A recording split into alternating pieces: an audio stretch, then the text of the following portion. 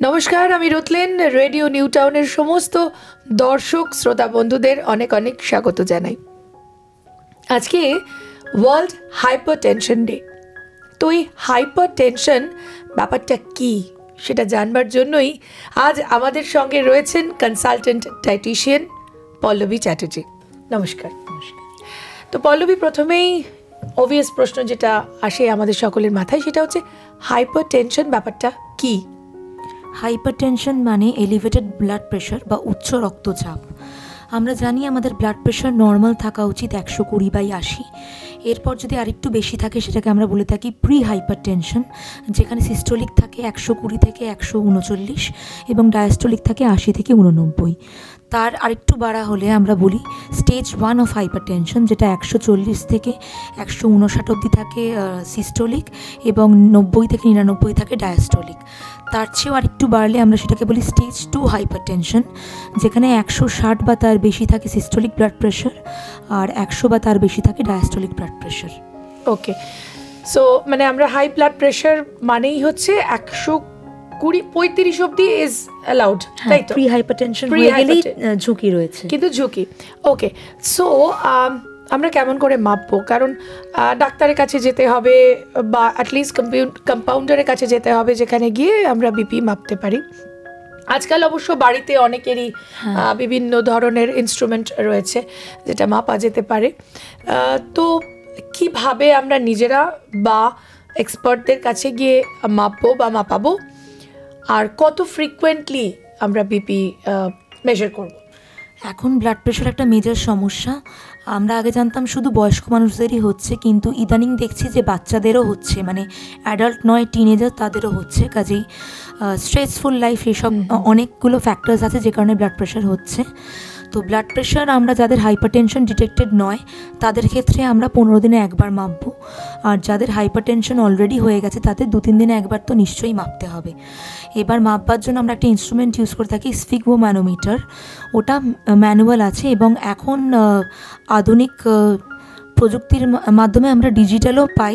সেটা খুব ইজি এবং বাড়িতে প্রত্যেকের কিনে নেওয়া উচিত এবং জানা উচিত কী করে মাপতে হয়।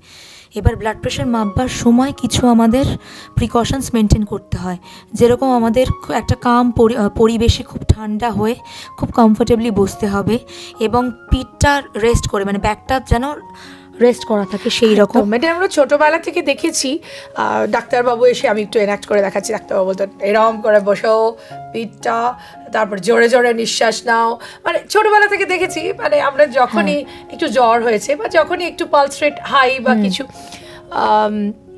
তখনই ডাক্তারবাবু এইভাবেই মোটামুটি প্রেশার মাপতেন।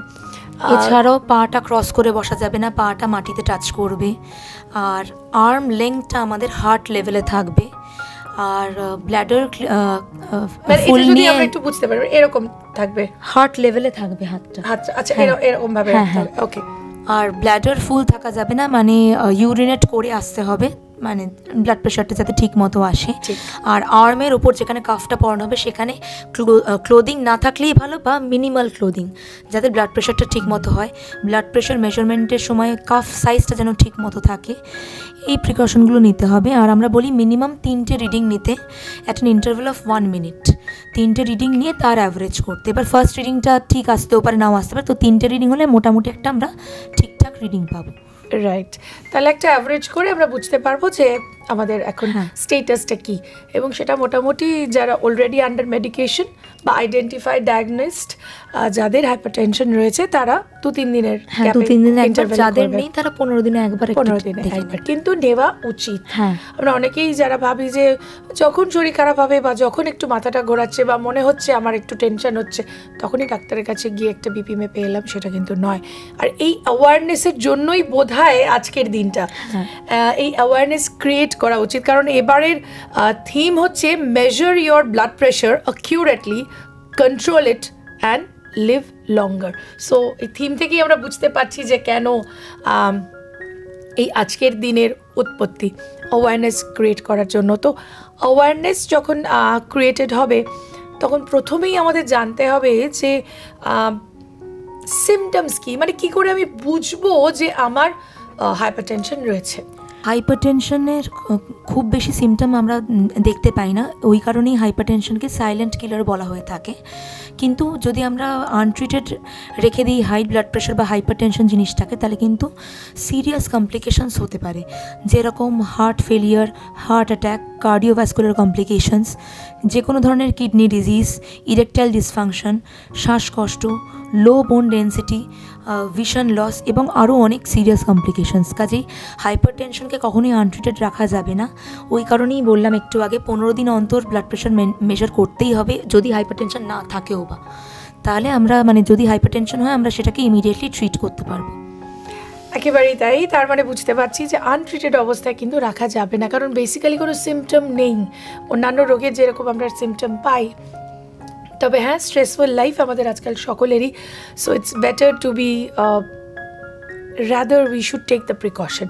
সো বেসিক্যালি প্রিকশনারি কী আমরা ডায়েট বা what should be our lifestyle, যদি আমার এখনও ডায়াগনোসড হয়নি যে আমার হাইপারটেনশন হয়েছে, তাহলে আমি কি খাবো যাতে আমার, বা কী ধরনের খাবার খাবো, কী ধরনের জীবনযাপন করবো যাতে আমার না হয়? প্রথমেই বলি ব্যালেন্স ডায়েট বা সুষম আহার, সেটাকে খেতেই হবে। মানে ব্যালেন্স ডায়েট মানে food from all food groups খেতে হবে, এবং ফিজিক্যাল অ্যাক্টিভিটি বা এক্সারসাইজ সেটাকে রোজ করতে হবে, দিনে অন্ততপক্ষে 30 মিনিট করে। এমন নয় যে জিমে যেতে হবে বা খুব স্ট্রেসফুল কিছু করতে হবে, এমনি নর্মাল হাঁটা, ব্রিস্ক ওয়াকিং, একটু স্পিডে হাঁটা, সাইক্লিং বা সিঁড়ি দিয়ে ওঠানামা করা, ফ্রি হ্যান্ড এক্সারসাইজ, এইগুলো করতেই হবে। আর আমরা বললাম যেরকম ডায়েটের দিকে খেয়াল রাখতে হবে, প্রসেসড ফুড, ক্যান্ড বা স্মোকড যে টিন্ড বা ফিশ এবং মিট, স্যালামি, সসেজ, এই জিনিসগুলো কম খেতে হবে, এবং অ্যাডেড সল্ট খাওয়া যাবে না। এবং আমরা সল্ট অ্যাড না করে আমরা বিভিন্ন ফ্লেভারিংস অ্যাড করতে পারি, লাইক লেমন জুস বা লেমন জেস্ট বা ট্যামারিন, যে কোনো আমরা স্পাইসেস অ্যাড করতে পারি, কিন্তু সল্টটা যতখানি সম্ভব কম অ্যাড করতে হবে। রান্নায় যতটা মানে নুন না দিলেই নয় সেটুকুই দেওয়া, এবং এক্সট্রা নুন দেওয়া যাবে না, এক্সট্রা নুন খাওয়া যাবে না। শুধু তাই নয়, বিভিন্ন খাবার আমরা হিডেন সল্ট দেখতে পারি বিভিন্ন প্রসেসড খাবারে, কাজে ফুড লেভেলগুলোকে পড়তে হবে। অনেক সস আমরা ইউজ করি খাবারে, তাতে কিন্তু অলরেডি থাকে। হ্যাঁ, কারণ নুন তো ন্যাচারাল প্রিজারভেটিভ, দিতে তো হবে। কাজে সস, বিশেষ করে চাইনিজ খাবারে যখন আমরা খাই, আচার, রাইট, এইগুলোতে কিন্তু হিডেন সল্ট থাকে, কাজে ফুড লেভেল পড়তে হবে। আর জাঙ্ক ফুড, ফাস্ট ফুড যতটা অ্যাভয়েড করা যায়, স্মোকিং, অ্যালকোহল সম্পূর্ণ অ্যাভয়েড করতে হবে। এইগুলোই আর কি মানে হেলদি লাইফস্টাইল। অ্যাবসলিউটলি। আর বাকি ডায়েটারি অ্যাডভাইস কি, মানে আমার যদি ডায়াগনোসড হয় যে হ্যাঁ হাইপারটেনশন হয়েছে, ওষুধ ছাড়া আমি কি ধরনের খাবার দাবার খাবো? ডাক্তারবাবুর কাছে গিয়ে তো ডাক্তারবাবুর পরামর্শ অনুযায়ী ওষুধ খেতেই হবে এবং নিয়মিত ব্লাড প্রেশার চেক করতেই হবে। তাছাড়াও স্ট্রেস ম্যানেজ করতে হবে, কারণ আজকে দিনে সবারই খুব স্ট্রেসফুল লাইফ। আর মানে যেটা আমরা আজকাল মানে অ্যাজ ইউ সেড, যে ছোট বাচ্চাদেরও মানে টিনেজারদেরও ভীষণভাবে স্ট্রেসফুল লাইফ, পরীক্ষার পড়া, এত কিছু, তাদেরও লাইফে ছোট থেকে একটা টার্গেট র্যাট রেসের মধ্যে ফেলে দেওয়া হচ্ছে।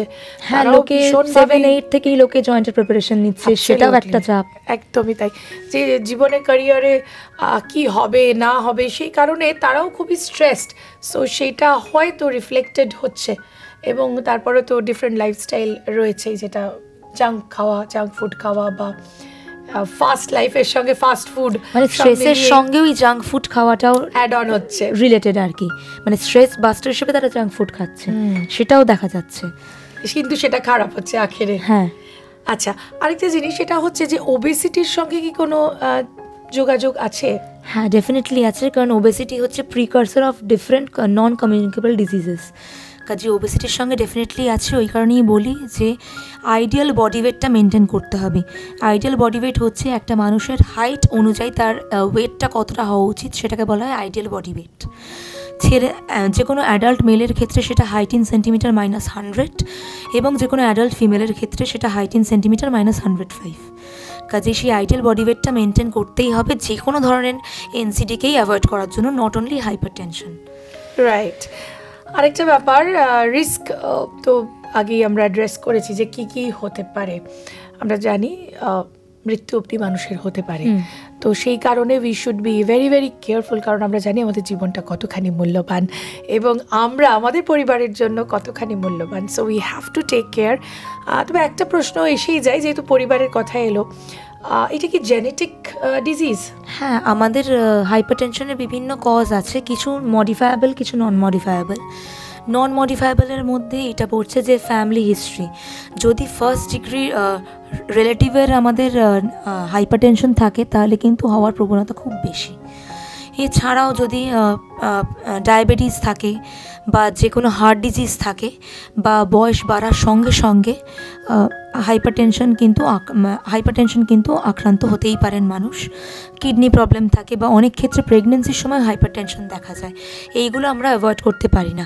আর মডিফায়েবল কজ কোনগুলো? যেগুলো হচ্ছে আনহেলদি ইটিং, জাঙ্ক ফুড খাওয়া, ওভারওয়েট বা ওবেসিটি বা স্ট্রেস, আমাদের যে ফাস্ট লাইফস্টাইল, স্মোকিং, অ্যালকোহল, এইগুলোকে আমরা অ্যাভয়েড করতে পারি। কিন্তু নন মডিফায়েবল যেগুলো, সেগুলো তো আমাদের হাতের মধ্যে নেই। ঠিক কথা, যা আমাদের হাতের মধ্যে নেই সেটা তো নেই, কিন্তু যেগুলো আছে সেগুলো আমরা নিশ্চয়ই করবার চেষ্টা করব। এবং সেই জন্যেই world hypertension day 17th of May, in fact গোটা মে মাস জুড়েই কিন্তু হাইপারটেনশন একটা অ্যাওয়ারনেস মান্থ বলে অ্যাড্রেস করা হয়। তো এই হাইপারটেনশন অ্যাওয়ারনেস ক্রিয়েট করার জন্যেই আমাদের আজকের অনুষ্ঠান। এবং থ্যাংক ইউ পল্লবী আজকে আমাদের এই অনুষ্ঠানে আসবার জন্য এবং আমাদের সকলকে এত সুন্দরভাবে সমৃদ্ধ করবার জন্যে। Thank you for inviting me. Thank you, pleasure is all us. কিন্তু যেতে যেতে এটা বলবো যে how to in general create an awareness. আমরা এটা সবসময় চেষ্টা করি by the word of mouth. একজন শুনলাম যারা আজকের এই অনুষ্ঠানটা দেখবেন বা শুনবেন, তারা হয়তো আরও 4 জন মানুষকে বলবেন। But in general how to create this awareness, যাতে শুধু মে মাস নয়, আমরা গোটা জীবন জুড়েই অ্যাওয়ার থাকি যে টেনশন করবো না, এই আজকের জীবনে বললে তো হবে না। মানে টেনশন করো না এটা একেবারেই বলা চলবে না। মানে in fact it has got no meaning. But still যেতে যেতে লাস্ট যদি কিছু few tips for our listeners and for our viewers. Awareness create তো ডেফিনেটলি করা খুব প্রয়োজন। এবার অ্যাওয়ারনেস ক্রিয়েট করার জন্য আমরা যেরকম মানে ক্যাম্প করছি, বিভিন্ন ক্লিনিক্সে আমরা কাজ করছি। আর আজকালকার দিনে সোশ্যাল মিডিয়া খুব অ্যাক্টিভ। আমরা যে কেউ ছোটো এরম ক্লিপিংস সোশ্যাল মিডিয়াতে পোস্ট করতে পারি, সেটা লেখা ফর্মে হোক, ভিডিও ফর্মে হোক। আমরা আত্মীয় স্বজনের কাছে পৌঁছে যেতে পারি, যে কারো হাইপারটেনশন হলে তাকে অ্যাডভাইস দেওয়া। তো সেইভাবে আমরা বাই মাউথও ডেফিনেটলি করতে পারি।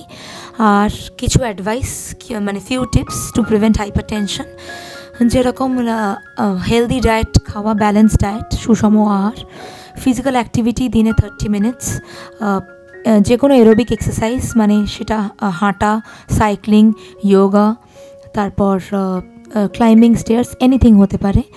এবং নিজেকে স্ট্রেস ফ্রি রাখা, সেটা খুবই ইম্পর্ট্যান্ট আজকালকার দিনে। স্ট্রেস ম্যানেজমেন্টের জন্য আমরা আমাদের যা ইচ্ছে সেটা করতে পারি। যেরকম কারোর গান শোনা, কেউ বই পড়ে, কেউ গার্ডেনিং করে, সেইগুলো আমরা করতে পারি। Thank you so very much Pallavi আজকে আমাদের এখানে আসবার জন্য। Thanks for inviting me. আর আশা করি আবারও নিশ্চয়ই দেখা হবে তোমাকে। আর সমস্ত আমাদের দর্শক শ্রোতা বন্ধুদের জানাই ভালো থাকুন, সুস্থ থাকুন এবং রেডিও নিউ টাউন শুনতে থাকুন। নমস্কার।